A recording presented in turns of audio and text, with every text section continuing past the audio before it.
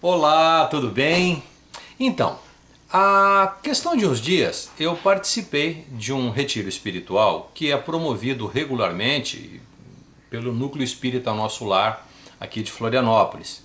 É uma instituição que eu tenho a satisfação e a alegria, e o orgulho de participar como voluntário já há quase 2 décadas.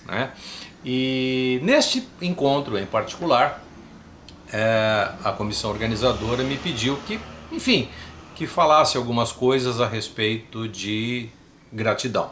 Na verdade, gratidão foi o tema vertical do encontro, e depois nós tivemos os temas horizontais que eram discutidos na medida em que o programa foi desenvolvendo ao longo do dia. Diga-se de passagem, um encontro absolutamente fantástico. Confesso a vocês, tenho uma certa facilidade de falar em público, falar para vocês aqui no vídeo, sem qualquer constrangimento, mas neste dia em particular, eu confesso a vocês que eu fiquei um pouquinho ansioso por aquilo que tinha preparado para falar e por aquilo que eu falei.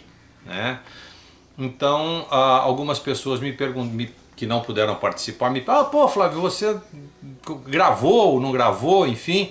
Eu falei, eu vou fazer o seguinte, eu vou refazer aquele tema com base nos slides que eu apresentei e especificamente com relação ao tema que foi discutido, em particular na minha fala. Ficou faltando 2 coisas muito importantes a serem faladas neste dia, dado o tempo, mas eu acredito que tenha passado o recado. Então, o tema que eu estava discutindo, que foi discutido, se refere a simpatia e empatia. Muito bem.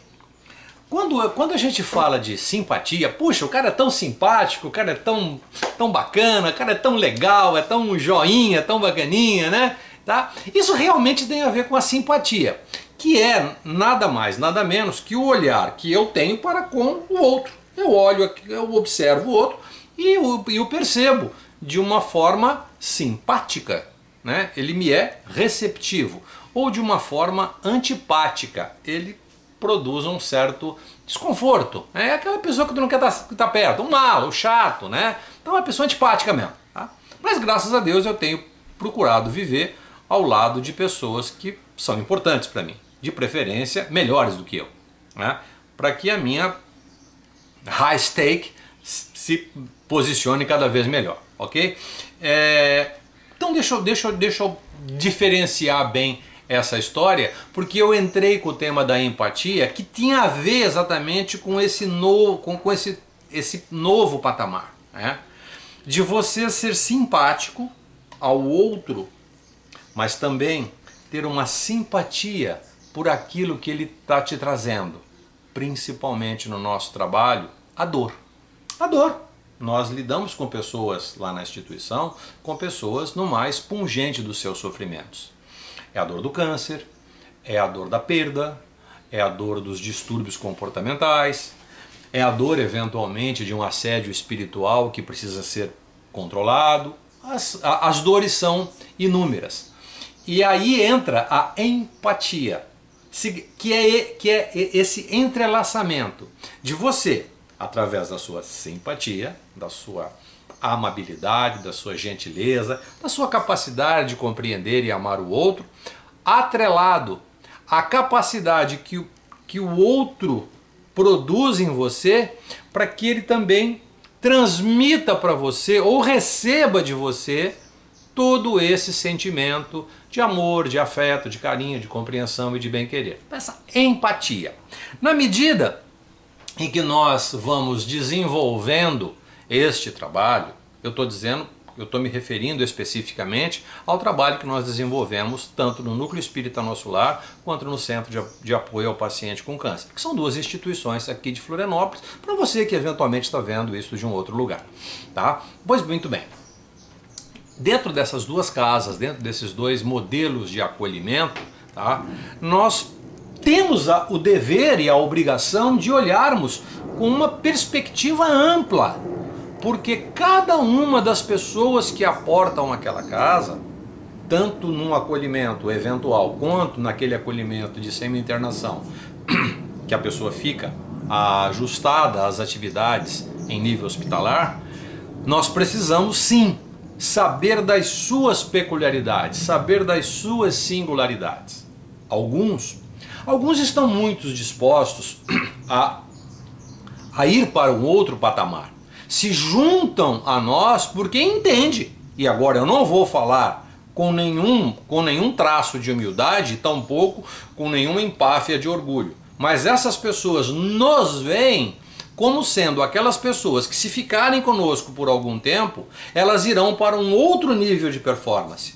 Elas irão para um outro nível de esperança, de fé, tendo em vista que a complexidade da situação em que elas vivem hoje, eu digo isso particularmente para a área de trabalho que eu estou ajustado, que é o paciente oncológico, essas pessoas são pessoas de alta complexidade. Nunca se depararam com uma situação e com uma problemática tão complexa quanto essa. A dor, sobretudo, a expectativa eventual de que a morte pode ser iminente, e encontram nessas pessoas, encontram em nós, pessoas com um certo grau de performance e que pode, naquele momento, nos instantes em que estamos juntos, nós fazermos o trabalho de mentoria. O trabalho de mentoria não vai aqui também nenhum arrobo de vaidade ou de orgulho, mas é de você de olhar para aquele indivíduo, de perceber qual é efetivamente a dor que ele está vivendo naquele momento. Então, qual é a dor que ele está vivendo? É quando eu pego o prontuário e vejo ali que existe uma situação anômala numa determinada área do corpo. Um desenvolvimento de um tumor que pode, em algum momento, desencadear coisas mais desastrosas ou mais limitantes, enfim. E as pessoas claramente, certamente, isso eu estou falando, isso são 19 anos de casa, todas as semanas que nós temos, porque a minha interferência junto com o paciente é plena, durante a primeira abordagem com eles, eu observo todos eles, todos, têm, em maior ou menor nível, a primeira coisa, o sentido da esperança. Atrelado, obviamente, à dor que aquela pessoa tem. Então, nós também temos as nossas dores. Você também tem a sua dor. Você tem a dor da perda de um ente querido. Você provavelmente pode ter a dor de uma urgência sua que não foi atendida. Você pode ter a dor de um afeto não correspondido. Enfim, as coisas são inúmeras. E esta é a nossa jornada, esta é a nossa caminhada. E quando nós caminhamos por estas veredas, nós nos deparamos, nós nos confrontamos com pessoas com características semelhantes. E é neste momento que nós precisamos identificá-las. No nosso trabalho de acolhimento, isto é evidente, isto é claro e faz parte da rotina do nosso trabalho. Acrescentarmos na nossa performance técnica a nossa capacidade de ver a dor do outro, mas sobretudo se importar com ela. Se eu estiver efetivamente preparado, performado nesta condição, é óbvio, é claro que o outro que vem em busca dessa ajuda nos vê, te vê como uma pessoa que pode dar a ela a mentoria, dar a ela a orientação, dar a ela o caminho, o redirecionamento do caminho onde ela poderá efetivamente encontrar um reforço para a sua esperança e fé. Este é o objetivo específico do nosso trabalho. Então, fica a pergunta, afinal de contas, quanto você se importa com o outro? Esta foi a nossa reflexão naquela manhã do nosso trabalho. Quanto você se importa com o outro? Se o seu se importar com o outro é eventual, bom, tudo bem, já está fazendo alguma coisa. E, por exemplo, é o nosso caso, eu posso afirmar isso de uma maneira que nós tratamos especificamente do nosso paciente de uma forma eventual. Nós temos o horário marcado para fazer esse atendimento. Qual não foi minha surpresa? Que no decorrer do evento aparece lá uma figura que eu considero um verdadeiro homem de Deus, o Padre Maneca. O Padre Maneca é um homem que realmente se importa com o outro. Ele cuida de uma outra instituição, essa outra instituição é a que nos acolheu para o evento, por conta do salão, das suas instalações, enfim. E, bem, lá ele tem que se importar com aquelas pessoas que passam pelo acolhimento daquela casa 25 horas por dia, 8 dias por semana, 400 dias por ano, não tem férias e a despesa é grande. Enfim, o quanto você se importa com o outro vai definir o teu alto grau de performance. Este grau de performance, quer seja no âmbito técnico, ou no âmbito psíquico e também no âmbito espiritual. Este é o nosso grande desafio no trabalho de acolhimento. Então, quando nós recebemos as pessoas para o acolhimento, é muito, não sei se acontece, é da natureza humana nós enxergarmos o outro pelos nossos filtros, pelos nossos óculos.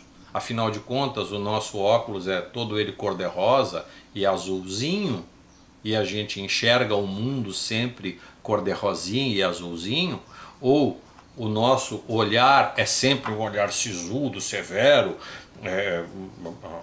com uma severidade que não é capaz de sequer esboçar um sorriso. Enfim, como é que é o nosso filtro diante daquele que está necessitando de um acolhimento?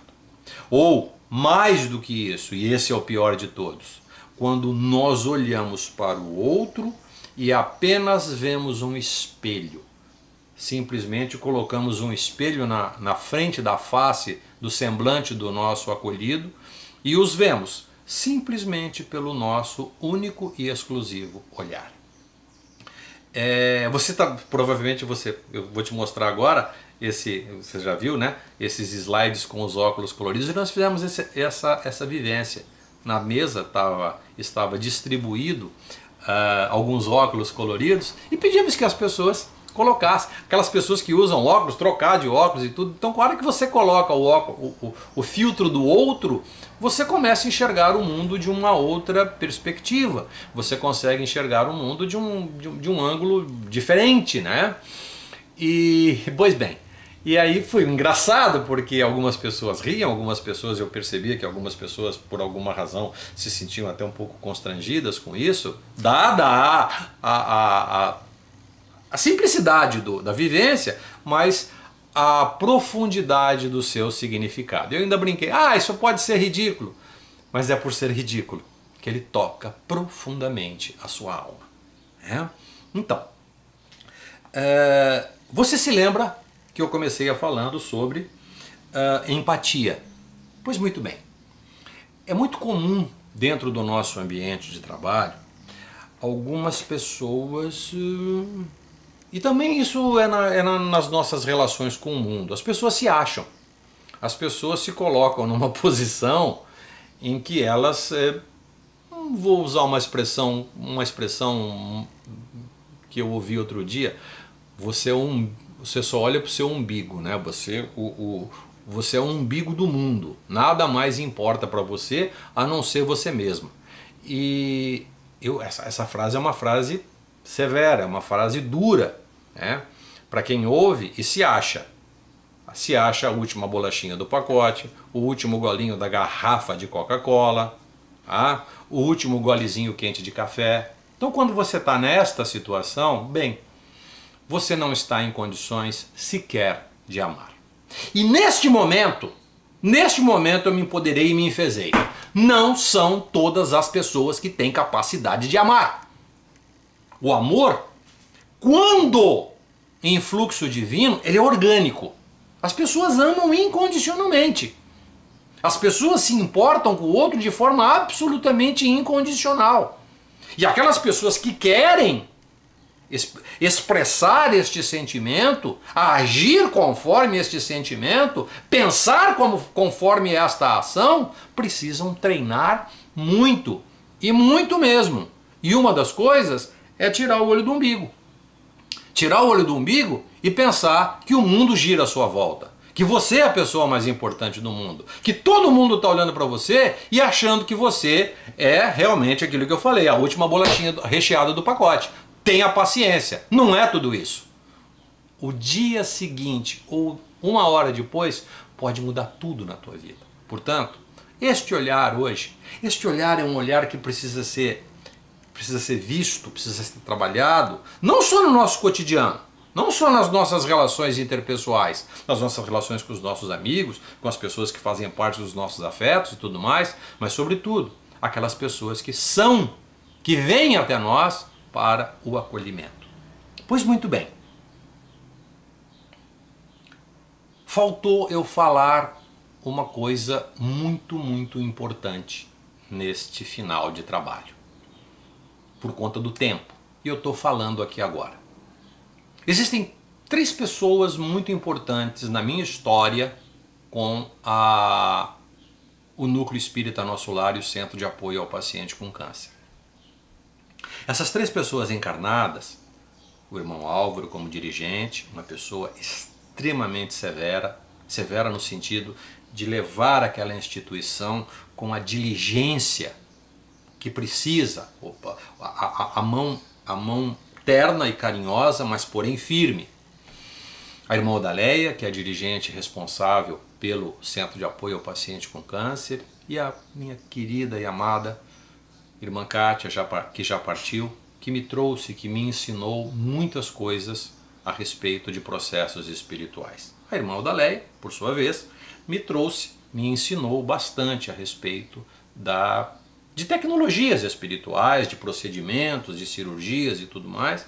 E o irmão Álvaro, obviamente, pela envergadura do seu cargo, abriu-me espaços para que eu pudesse desenvolver alguns trabalhos junto à instituição e que, de uma maneira ou de outra, se configuraram como algumas coisas que são parte integrantes do trabalho da casa. Isso me deixa muito feliz, me deixa muito alegre por conta dessa questão. Sou muito honrado a isso. E, portanto, fica aqui o meu muito obrigado a essas 3 pessoas. Eu poderia também expressar o meu muito obrigado, especificamente ao irmão Gabriel, que é o responsável por toda a parte instrucional e pedagógica da instituição. O irmão Gabriel é um dos mentores da casa. O irmão Iura, com todo o seu arcabouço filosófico, com todo o seu direcionamento filosófico. E, claro, o Dr. Savas, que é o mentor primeiro da casa, sob o qual estão todas as diretrizes maiores, as grandes diretrizes da instituição. Pois muito bem, eu poderia, certamente, externo ao irmão Iura, ao irmão Gabriel e ao Dr. Savas, o meu mais profundo e sincero agradecimento. Mas quem realmente merece o meu muito obrigado, e eu disse isso para os pacientes deste ano, no encerramento, eu fiz questão de dizer a todos eles o meu muito obrigado a eles. Aquele grupo de 40 e tantas pessoas, no mais profundo dos seus sofrimentos, foram essas pessoas. Foram essas pessoas que me fizeram ir para um outro patamar. A estas pessoas, o meu mais profundo, o meu mais sincero muito obrigado. Estas pessoas realmente me deram o outro nível que eu precisava vivenciar. Me levaram para o outro patamar onde eu deveria estar. Me deram a chance de aprender com elas. Aprender nos corredores, aprender no leito, aprender no centro cirúrgico, aprender na conversa, aprender na empatia. Aprender a olhar para essas pessoas e identificar a sua dor. Então hoje, quando eu olho para o meu trabalho tanto no meu trabalho na clínica, no meu trabalho de acolhimento na clínica, quanto no meu trabalho do CAPC e do Núcleo Espírita Nosso Lar, eu tenho, o meu olhar é de profunda gratidão por essas pessoas que aportam aquela casa. Eu tive que aprender a amar com estas pessoas. Talvez eu tenha essa capacidade, organicamente falando. Sim, eu acredito que sim. Acredito que sim. Mas a minha performance amorosa, eu acredito não, estou certo disso, que é muito melhor hoje do que era há um tempo atrás. Há de ser muito melhor nos dias que virão, por conta especificamente destas pessoas. E eu realmente me importo muito com essas pessoas. Eu sou extremamente cuidadoso. E aí, eu comecei a fazer um trabalho com estas pessoas. Porque acontece um fato muito louco. Que todas as vezes que eu me encontro com elas, eu deixo, primeiro, nos primeiros momentos, eu deixo claro a minha condição, o que é que eu vou fazer ali, o que é que nós vamos fazer. Nós temos uma equipe, uma estação de trabalho específica, que damos o acolhimento para essas pessoas e que essas pessoas nos devolve? Sempre com um muito obrigado. E existe uma coisa tacanha, uma coisa meio rançosa dentro do movimento espírita kardecista e que não tem nada a ver com a orientação de Kardec, muito pelo contrário. Vou repetir, não tem nada a ver com a orientação de Kardec, muito pelo contrário, o que eu vou dizer agora. As pessoas chegam para você e dizem assim, olha, ai, muito obrigado por aquilo que você fez por mim, puxa vida, olha, foi tão bom aquele negócio que você fez, a cromoterapia, a geoterapia, o passe, aquele momento, ai, eu sou tão grato a isso, e você vê que isso é sincero. E é muito comum você ouvir o seguinte, mas imagina, não precisa agradecer. Imagina, eu não fiz mais que a minha obrigação. Primeiro, isso que eu faço não é obrigação nenhuma. Isso que eu faço é um dever. Se eu faço o que faço hoje, obrando na seara do Pai e acolhendo essas pessoas, é porque eu sou competente para fazer isso. Ponto final. Se eu não fosse competente, eu não estaria sendo requisitado para executar esse trabalho. Ponto. Me orgulho muito disso. 2. Às vezes essas pessoas não têm sequer a passagem de ônibus para voltar para casa. Mas a única coisa que ela tem é um muito obrigado. E você ainda não aceita? Então, a partir de já faz um tempo, eu não posso precisar quanto. Mas eu adotei a seguinte estratégia. Quando a pessoa me diz muito obrigado por aquilo que ela recebeu do meu trabalho ou daquilo que a instituição oferece para ela, eu sempre aceito com muito carinho. Irmão, e faço isso de coração, organicamente falando. Muito obrigado, irmão, por você ter reconhecido isso em nós, porque nós fazemos isso objetivando fazer um excelente trabalho. E se você reconheceu isso, é porque o nosso trabalho é um bom trabalho. E quando você agradece, existe uma coisinha nossa aqui. Eu falo isso principalmente na minha estação de trabalho. Quando alguém nos agradece, significa, primeiro, que nós estamos fazendo um excelente trabalho, senão eu não estaria agradecido, tendo em vista que você está sendo extremamente sincero comigo. 2, isto aumenta a nossa responsabilidade diante daquilo que fazemos, certo? Então eu queria te pedir um grande favor. Será que você podia fazer alguma coisa por nós? Por mim em particular, talvez? Aí eu faço caras e boca, né? Porque cria uma empatia. Lembra que eu comecei a falar no começo? Criar um ambiente onde a gratidão é o processo, é o tema vertical da nossa conversa, mas transversalmente, a empatia.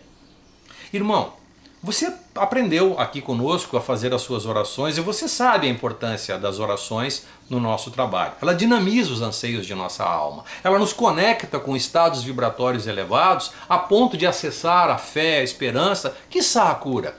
Você está ciente disso, não está? Pois muito bem. E eu sei que você tem, então, feito as suas orações com regularidade. Não, é verdade. Isso é fato, tá, pessoal? Isso é fato. Eu posso te pedir um favor, então? Já retribuindo o teu muito obrigado pelo que a gente faz, sempre com um sorriso e sempre com um olhar generoso. Será que você pode orar por mim? Será que você pode ter um olhar compassivo para as nossas coisas aqui? Direcionar o seu pensamento,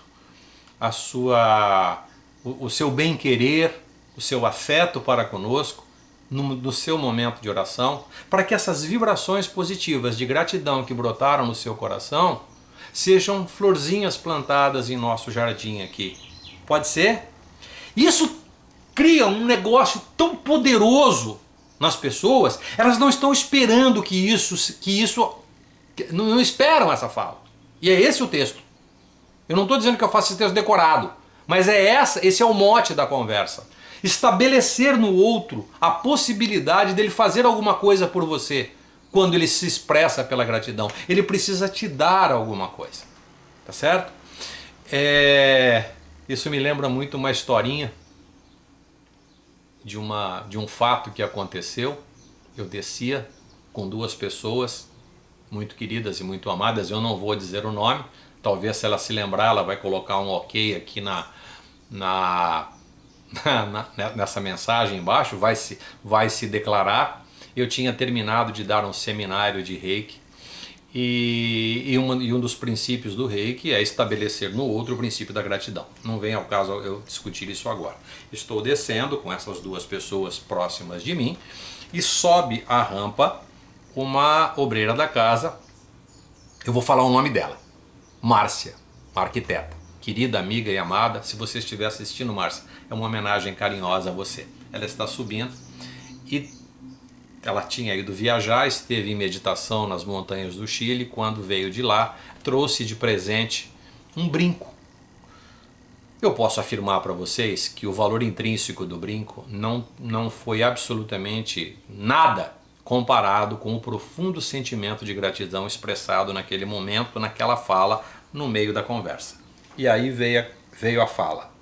Olha, que bom que estou encontrando com vocês. Tirou do bolso do jaleco um par de brinco para um, para outro. Me lembrei de vocês. Eu estava lá no Chile, foi um momento muito legal. Eu estou passando por um processo de cura muito importante na minha vida e vocês foram pessoas muito importantes. Eu queria dar de presente para vocês, representando o meu sentimento de amor e de gratidão. Imediatamente, imagina, nós não podemos aceitar. E eu estava no meio da conversa. Eu falei, pá! Olha o que nós falamos a respeito do Reiki essa semana passada, seja que for, a respeito da gratidão. Márcia, começa tudo de novo. A Márcia não entendeu. As duas entenderam o que eu estava dizendo. Márcia, começa de novo. Começa de novo. O texto que você estava no Chile, que você se lembrou de forma de gratidão com relação a essas duas pessoas e tudo mais. E vocês duas, aceitem. Porque não é o valor intrínseco do brinco, mas o que representa na alma desta criatura o sentido pleno da gratidão. Não vai fazer falta nenhuma o que ela gastou por esses brincos, tendo em vista que era um produto de artesanato. Se tiver 10 dólares despendido aqui é muito. Então, vamos de novo? Isto criou um momento assim bastante... Teve um certo constrangimento, mas depois, poxa, por que não? Daquele dia em diante, eu adotei isso. Quando alguém me diz muito obrigado, eu aceito. Quando alguém é grato por alguma coisa que eu faço, eu fico muito feliz com isso. Significa que eu preciso melhorar a minha performance, que eu preciso ir para outro nível, para outro patamar. Por isso hoje, para eu melhorar a minha performance, eu tenho escolhido. Eu quero ficar perto de pessoas que sejam melhores do que eu. Porque saiba de uma coisa. Você é a média das 5 pessoas com quem você mais convive. Presta atenção no que está acontecendo com você. Isso será motivo de um outro vídeo, tá bom? Pense nisso. Você é a média das 5 pessoas com quem você mais convive. Tá bom? Beijo para todo mundo. Fiquem com Deus. Até mais. Tchau, tchau.